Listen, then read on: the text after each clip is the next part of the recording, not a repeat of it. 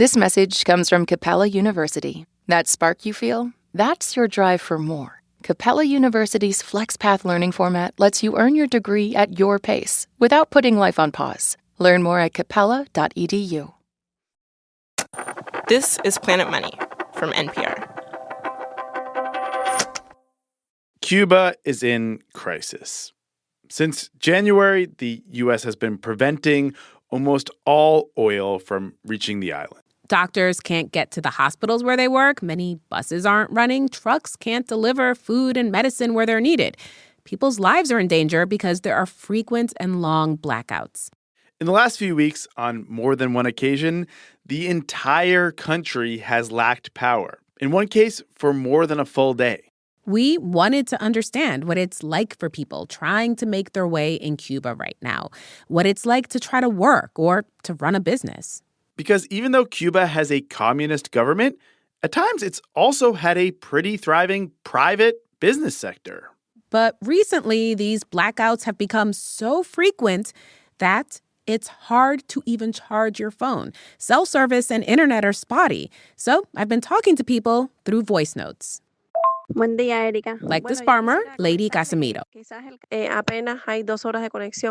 who says she can only use her phone for about 2 hours a day and never knows when. She also told us right now she has no gas, so she can't get to the other farmers she works with. Hola, Erika. Buen día. Buen día. A hotel manager named Wilfredo Mederos Garcia told me when the electricity's out, you have to keep the fridge closed. Tratas de no abrirlas. Try not to open it. And then, when the electricity comes back on, you jump into action. Y adelantar algunas cosas de la casa. A lot of people said that if the power comes on in the middle of the night, that's when they cook. That's when they work on their computers, use their phone. Like this guy who runs a bicycle business. Hola, Erika. Mi nombre es Yacer González Cabrera. Yacer González Cabrera was up for sending more than just a few messages. So I said, okay, I'll record my questions. Y quería saber si tienes opinión de sobre and you record your answers.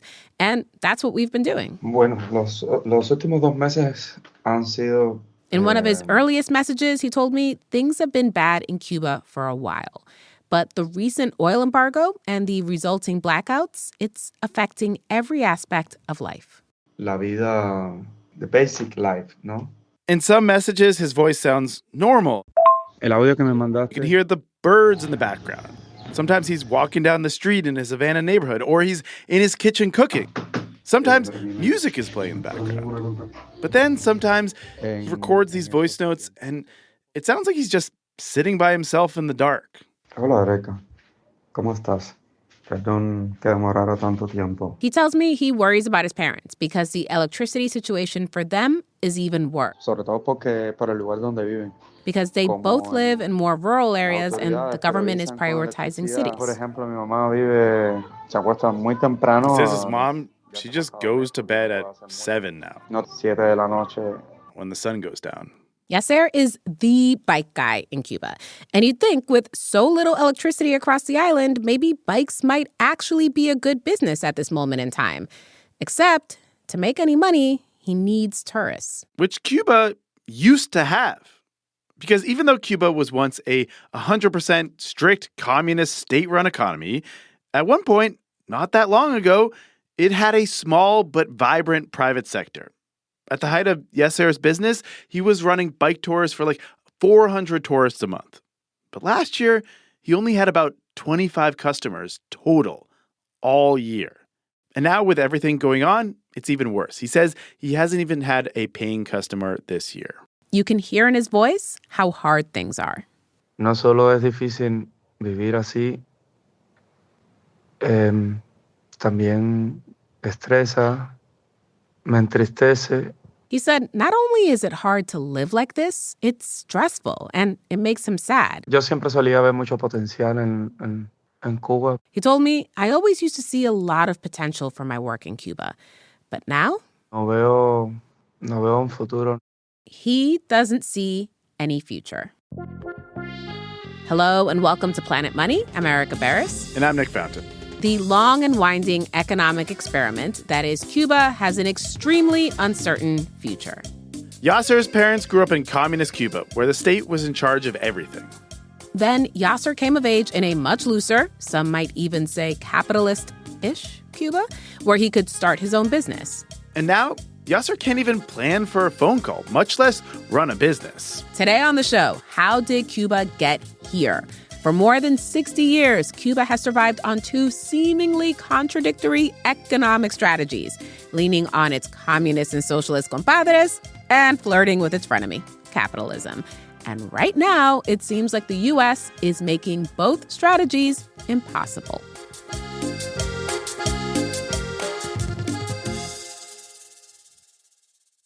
This message comes from Grainger. For the ones who get it done, Grainger offers the professional-grade products you need to get the job done. With fast delivery and access to technical product experts ready to help you meet any challenge. Call, click Grainger.com, or just stop by.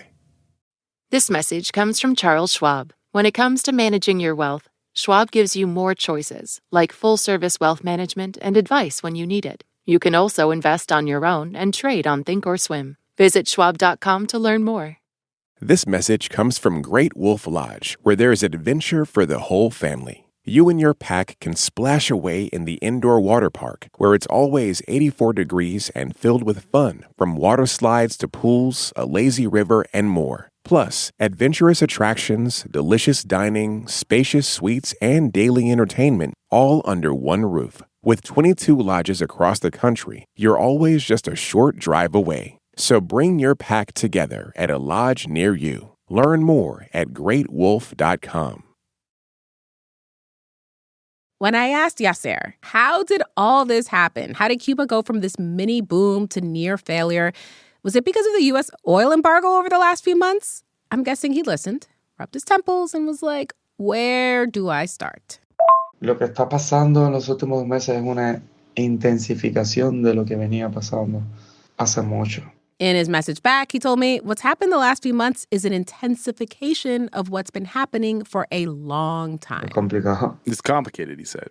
So for help with my complicated questions, I also contacted an economist. So you are Cuban. I am Cuban, born and raised. But you're not in Cuba now. I'm not in Cuba. I left Cuba almost 5 years ago. This is Ricardo Torres, an economist who we can speak with on the phone right now because he does have regular internet and cell service. He's in Washington, D.C. He works at American University. But before all that, Ricardo lived and studied economics in Cuba. So he was the perfect person to talk to us about Cuba's decades-long economic experiment, going between its communist compadres and its frenemy, capitalism, starting with the 1959 revolution, which Ricardo learned about in elementary school, when his teachers would tell him the heroic story of the great revolution led by their beloved leader, Fidel Castro. Before 1959, Cuba was run by a dictator, and American companies ran most of Cuba's sugar fields and refineries, railroads, hotels, casinos. Then Cuban rebels overthrew the government and made Cuba into a socialist communist country. Cuba is just 90 miles from the U.S., and this was the Cold War. These two countries became the opposite of compadres. So the U.S. imposed what soon became the mother of all embargoes on Cuba. Nothing from the U.S. could be exported to Cuba. So at the outset, Cuba's economic strategy was lean on its communist friends, its compadres. At this point, Cuba was 100% fully communist. Everyone was employed by the government. The government appointed people to jobs, it set wages, and it owned and controlled everything. The government gave people little ration books, little paper books that told them how much of what kind of food a person or a family could get in a given month at a given store. The Cuban government now owned the tobacco and sugar industry. And to get the other things it needed, especially oil, it relied on its most powerful communist compadre, the Soviet Union. The Soviets bought Cuban goods for more than they were worth and sold Cuba oil for less than it was worth. They also got access to an island 90 miles away from their mortal enemy, the United States. And for a few decades, yeah, it worked. Cuba was poor, but collaboration with the Soviets kept it going. Even the poor in Cuba, they had the basics covered. Like shelter. Yeah, like shelter, like through the rationing book, sufficient food, And then you could always send your children to school and you were taken care of if you got ill because healthcare was accessible and free of charge. With help from the Soviets, Cuba developed a strong healthcare and education system.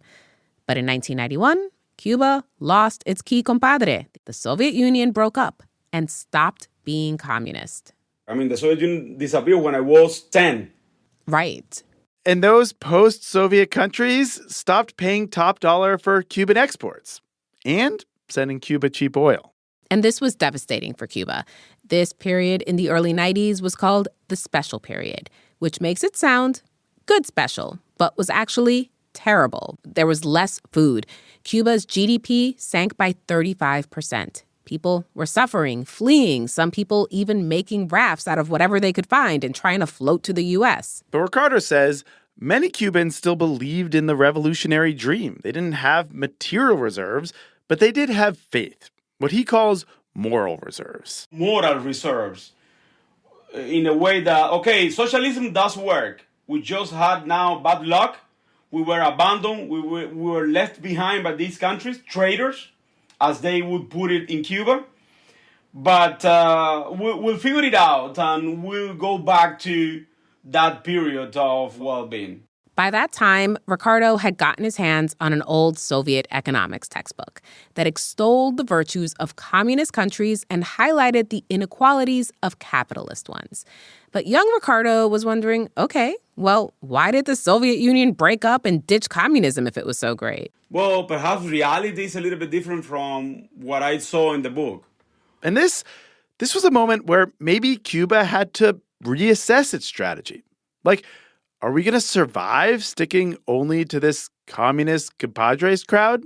So, a few years after the Soviet Union broke up and Cuba no longer had its help, Cuba, for the first time in decades, begrudgingly tried basically hanging out with some capitalist frenemies.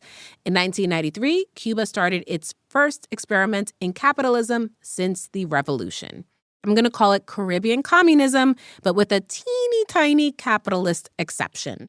Ricardo says this was supposed to be temporary. But it was a big deal. Yes. Before, everyone was employed by Cuba. But now, Cubans could be self-employed, have their own businesses. In the U.S., this made big news. This is Weekend Edition. I'm Scott Simon. Fidel Castro changed his economic cabinet this week, promoted several ministers considered to be reformers.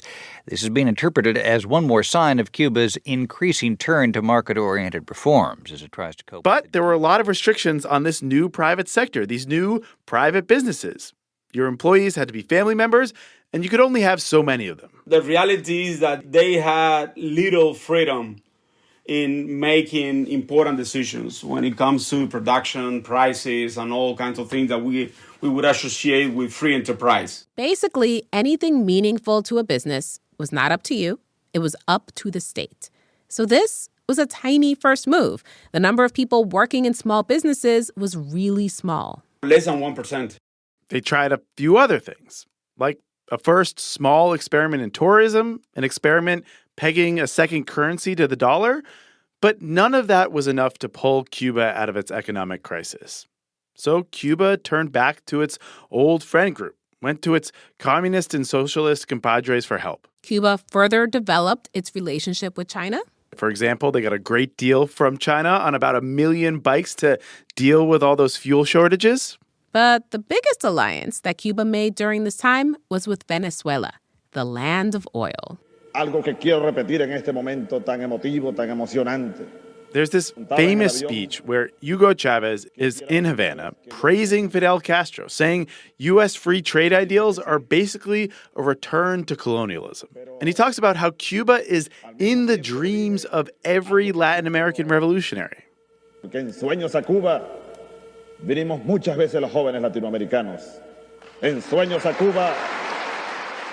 Ricardo says in the year 2000, Venezuela and Cuba agreed to their own sort of trade deal. Cuba started providing services to Venezuela. Teachers, doctors, also boxing and baseball coaches. Yeah, and then in exchange, Venezuela is basically sending oil. Venezuela sent oil. She's the one thing that Venezuela had that Cuba needed. That was the trade.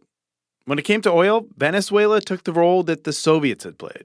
And soon, Cuba's GDP was growing faster. Cuba was back from the brink. In the early 2000s, Ricardo got a job teaching economics in Havana. As an academic, he was able to visit Europe and the U.S., and he says he could have left Cuba.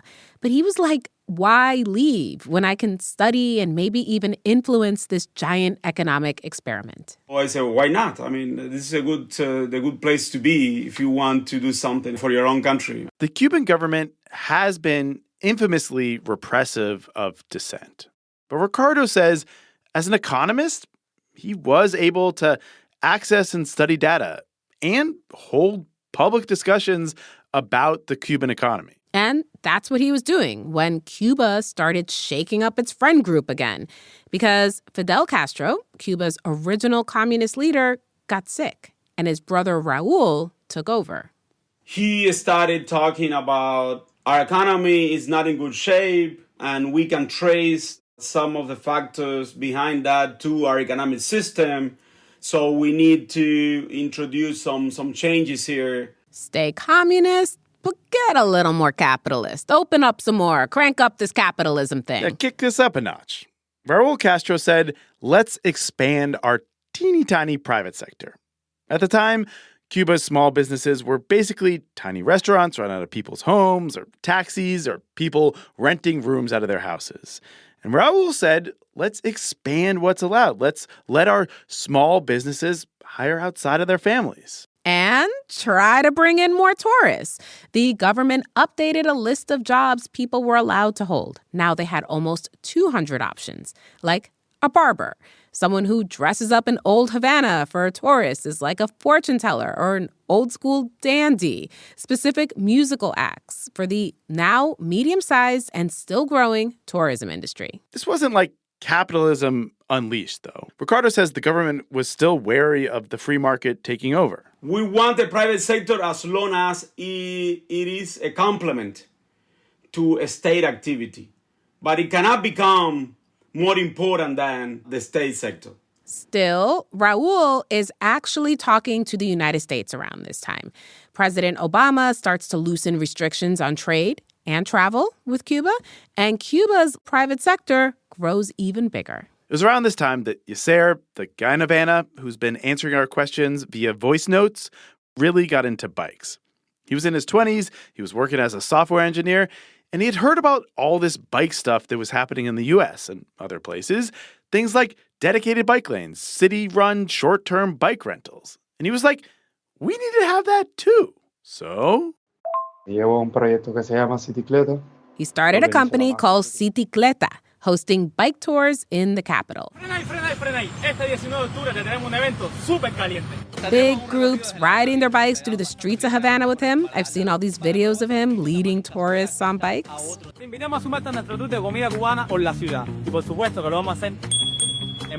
Everyone seems happy. Cuba looks beautiful. There's just, general good vibes.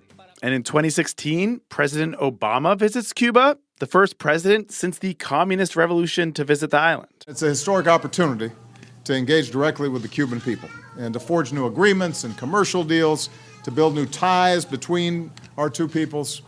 Frenemies! For Yasser's bike business, this was awesome. He was giving bike tours to people from everywhere. Alemania, Holanda. Germany, Holland. Muchas personas de Australia, Canadá. His customers were Mexicans and Colombians and tourists from the United States. Cuba was open for business. Luxury fashion house Chanel just staged its very first show in the Cuban capital. Fast and the Furious film there. The Rolling Stones held a monster concert in this country where rock and roll had once been restricted.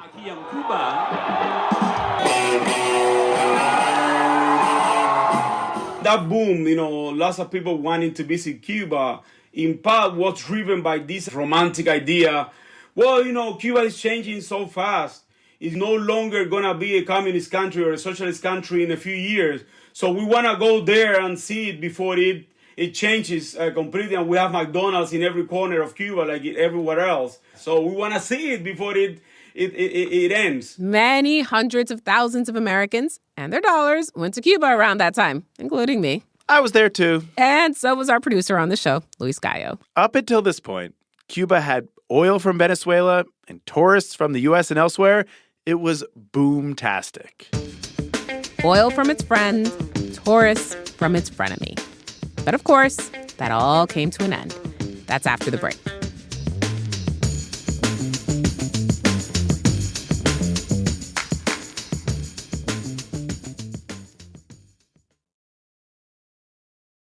This message comes from Grainger. For the ones who get it done, Grainger offers the professional-grade products you need to get the job done. With fast delivery and access to technical product experts ready to help you meet any challenge. Call, click Grainger.com, or just stop by. This message comes from Charles Schwab. When it comes to managing your wealth, Schwab gives you more choices, like full-service wealth management and advice when you need it. You can also invest on your own and trade on Thinkorswim. Visit schwab.com to learn more.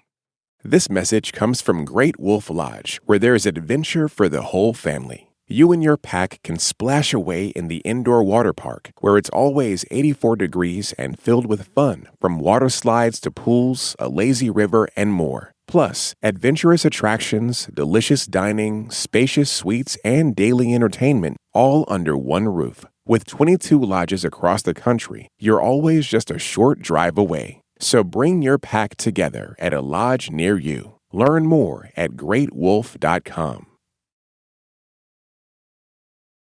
So in the heyday of Cuba's flirtation with its frenemy, capitalism, the country leaned all the way into tourism. In the 20-teens, tourism was supposed to be the people's capitalist growth engine. Cuba still had state-owned industries. It was still exporting sugar and cigars to fund its government. And it was still getting help from its allies. Cheap oil from Venezuela, cheap solar panels from China. Cubans could also buy sneakers or dishwashers or cosmetics or bug spray from the U.S.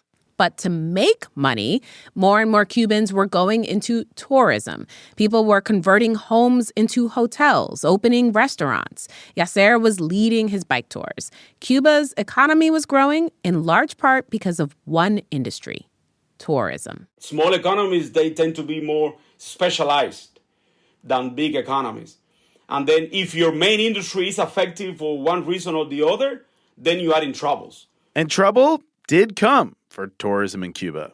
3 big shocks to the industry. The first big shock was sort of a slow-moving one.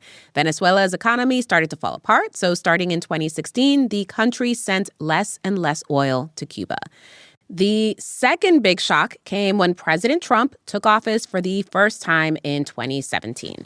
Trump was not on board with the warming relations between the U.S. and Cuba. He cited the country's human rights violations and accused it of spreading violence and instability, accused Obama of propping up a repressive regime. So Trump brought back many of the economic sanctions Obama had relaxed and heavily restricted travel again. Third shock to this new tourism-based growth engine, the pandemic.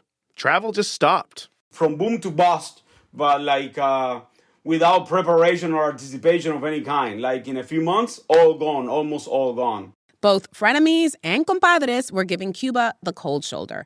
Cuba had a new president by then, and he tried to fix the country's ailing economy. He said those small businesses we've allowed, now those can get even bigger.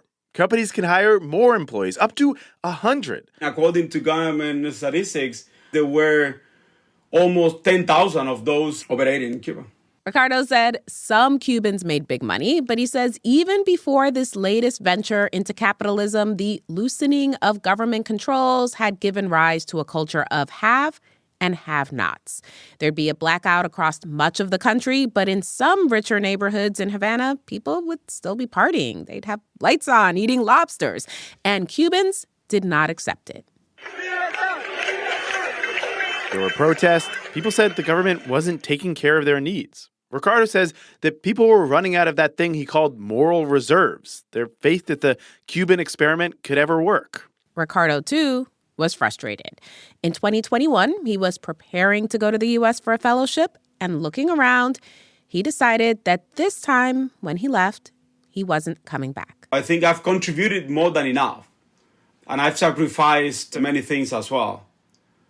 So I said, okay, well, it's time for a new beginning elsewhere. And, well, the U.S. was that place. He was part of the biggest wave of migration out of Cuba yet. According to one estimate, nearly 3 million people have left since 2020, a quarter of the population. And now when Ricardo goes back to visit, he says it seems Cuba's rich are getting richer. You see Teslas and Escalades on the streets. But he says Cuba's poor are also getting poorer. Things that were unthinkable in Cuba before, and I say it with sorrow, I'm not proud about those. Beggars, people like looking for food in trash cans. That's become very common. Trash was piling up. Ricardo says that's the Cuba he saw the last time he was there in 2025. And then, at the start of this year, the U.S. captured the president of Venezuela and essentially took over its oil industry. So that lifeline Cuba was getting from its best compadre was yanked away. The Trump administration told Venezuela no more oil for Cuba. And they told other countries that would have sold oil to Cuba, like Mexico, that if they do, they will get tariffed.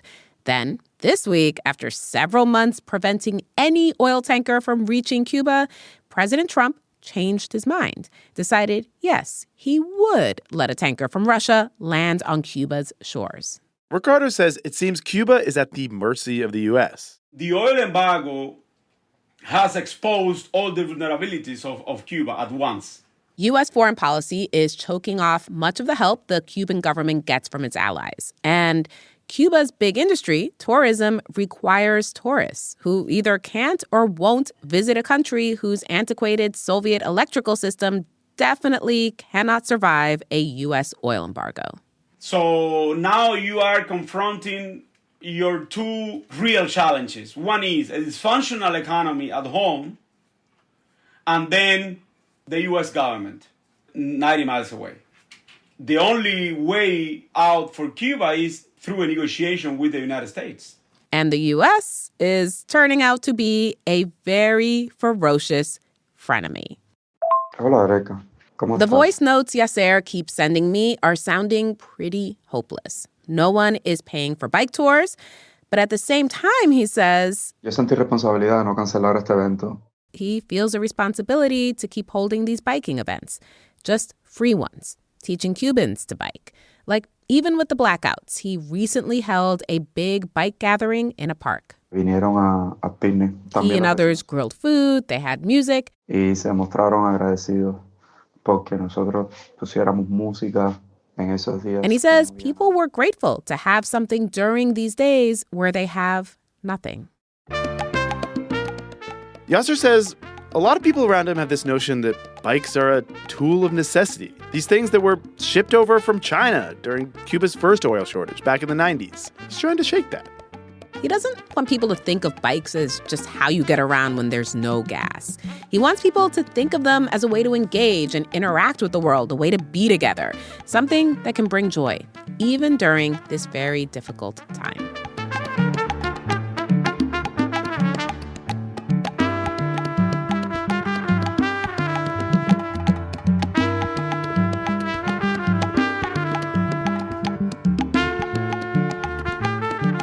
I am so excited that we are going to see you in person on our book tour. I am going to be on stage in Pittsburgh on Wednesday, April 22nd. And I'm going to be in Los Angeles on April 16th. The book is called Planet Money, A Guide to the Economic Forces That Shape Your Life, and we're coming to a dozen cities. Each stop will be unique with different hosts and guests, and if you get a ticket, you can also get a tour-exclusive tote bag with your purchase while supplies last. Find the show nearest to you at the link in the show notes or go to planetmoneybook.com, and thank you. Today's episode was produced by the great Luis Gallo. He's headed off to greener pastures, and we're going to miss you, Luis. bud. You were so Bye. good. So good. You were so good at this job. Thank you so much. The show was also edited by Marianne McCune. It was fact-checked by Sierra Juarez and engineered by Robert Rodriguez. Alex Goldmark is our executive producer. Thank you to Ader Peralta, Sarah Doty, Margarita Fernandez, Jasper Goldman, and Michael Bustamante. I'm Erica Barris. And I'm Nick Fountain. This is NPR. Thank you for listening.